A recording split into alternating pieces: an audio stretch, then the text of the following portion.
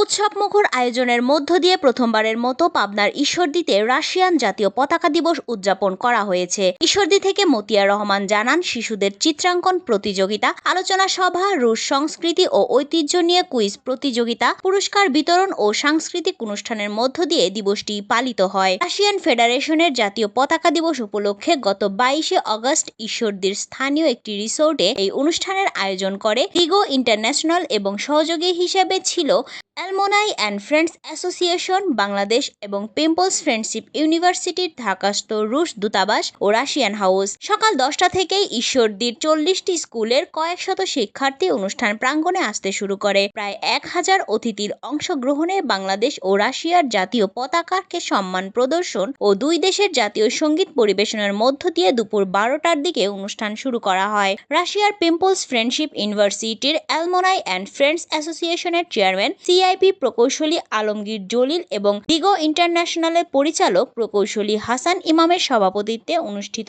আলোচনা সভায় বক্তব্য রাখেন পাবনা 4 আসনের সাবেক সাংসদ Sirajul Islam Sardar, university of liberal arts Bangladesh ইউল্যাবের অধ্যাপক ডক্টর রমিত হাসান, ঢাকার রাশিয়ান হাউসের পরিচালক পাভেল ডভাইচেনকভ, ঢাকাস্থ রুশ দূতাবাসের সাবেক মিনিস্টার কাউন্সিলর আদ্রে স্টারকভ। এ সময় আলমগীর জলিল বলেন, বাংলাদেশ রাষ্ট্রের জন্মের পর 1972 সালের 24শে জানুয়ারি বাংলাদেশকে স্বীকৃতি দেয় সোভিয়েত ইউনিয়ন। বাংলাদেশ স্বাধীন হবার পর দুই দেশের মধ্যে বন্ধুত্বের যে সম্পর্ক গড়ে উঠেছে তা ইতিমধ্যেই 50 বছর পার করেছে। রাশিয়ার সবচেয়ে বড় বিনিয়োগ হচ্ছে এই ঈশ্বরদীতে। ঈশ্বরদীর রূপপুরে নির্মিত হচ্ছে দেশের একমাত্র পারমাণবিক বিদ্যুৎ কেন্দ্র, যার নির্মাণে বড় অংশের অর্থটি এসেছে রাশিয়ার দেয়া ঋণ থেকে। আলমগীর জলিল আরও বলেন, ব্যবসা, অর্থনীতি, শিক্ষা এবং সংস্কৃতির ক্ষেত্রে রাশিয়ার সাথে গভীর সম্পর্ক রয়েছে বাংলাদেশে। যে দেশটি আমাদের এত কিছু দিয়েছে, এখন সময় এসেছে রাশিয়ার প্রতি কৃতজ্ঞতা জানানোর। আর তাই রাশিয়ান জাতীয় পতাকা দিবস এত জমকালোভাবে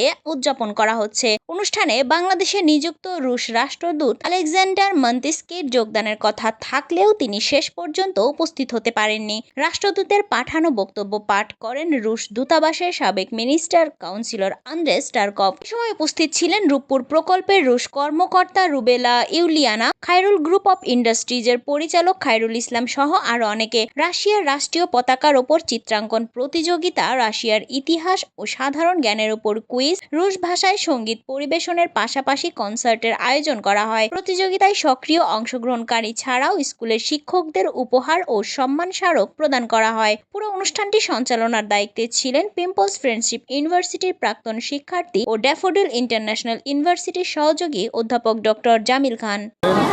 আমাদের মহান স্বাধীনতা তাদের মাধ্যমে পেয়েছি 71। তারা আমাদের কেমন বন্ধু ছিল এটা সবাই জানে। এই জন্য তাদের ধন্যবাদ জানাই। এটা আমার ছোটোবেলা থেকে আমার আব্বা শিখেছে যে যদি আসে 3-3বার ঘটনা জাতিসংঘ, তাহলে আমরা স্বাধীনতা দ্রুত পাই। তথাপি আমরা এই জাতির প্রতি কৃতজ্ঞ। প্লাস হচ্ছে আজকের দিনে এসেও আজকে আপনারা পাবনাবাসী দেখেন আপনারা কীরকম ভাগ্যবান। রাশিয়ার সর্বোচ্চ ইনভেস্ট বাংলাদেশের মধ্যে পাবনা রূপপুর, অতএব আমরা তাকে ধন্যবাদ জানাইতেই পারি। কিন্তু ধন্যবাদ জানার একটাই উদ্দেশ্য, এই আয়োজন সুন্দর একটা অনুষ্ঠান, ফ্ল্যাগ ডে, শাসন ফ্ল্যাগ ডে আমরা তাদের সেলিব্রেট করার জন্য ইউনিভার্সিটি থেকে এসেছেন। সেই ফ্ল্যাগ ডে কেন, এই জন্য এটা কেন এটা সেলিব্রেট করা হয়, বক্তব্য আপনারা করেছেন, উনি বক্তব্য বলেছেন। আবার বলতে যাচ্ছি